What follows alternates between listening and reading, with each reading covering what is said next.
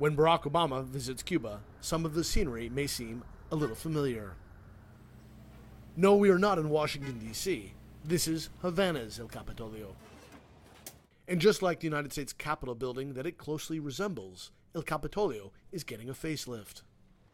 Completed in 1929, a year after the only other U.S. presidential visit to Cuba, El Capitolio is a symbol of the island's boom years, when the price of sugar was sky high. No expense was spared.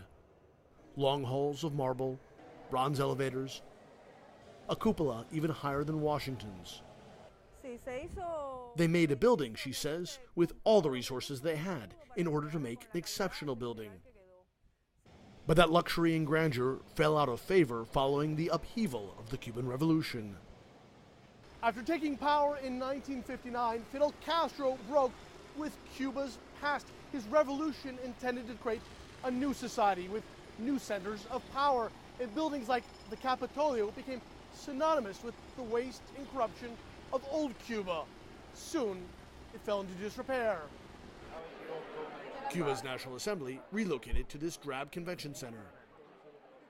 At the Capitolio, water leaked through the roof, and bats took up residence inside the building.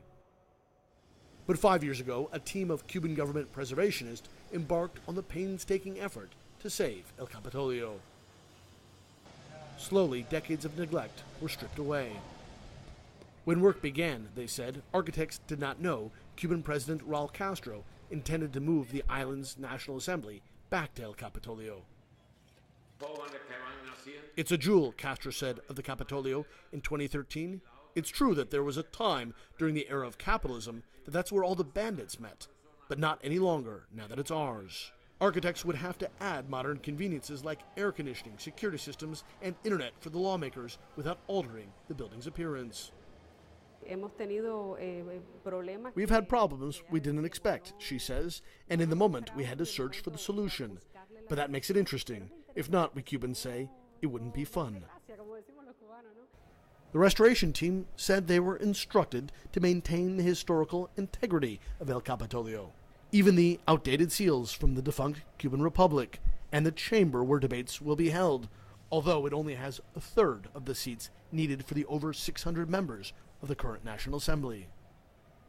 All the same, preservationists say, lawmakers will return here in the next few months, ensuring that Cuba's Grand El Capitolio once again has a future. Patrick Oppmann, CNN Havana.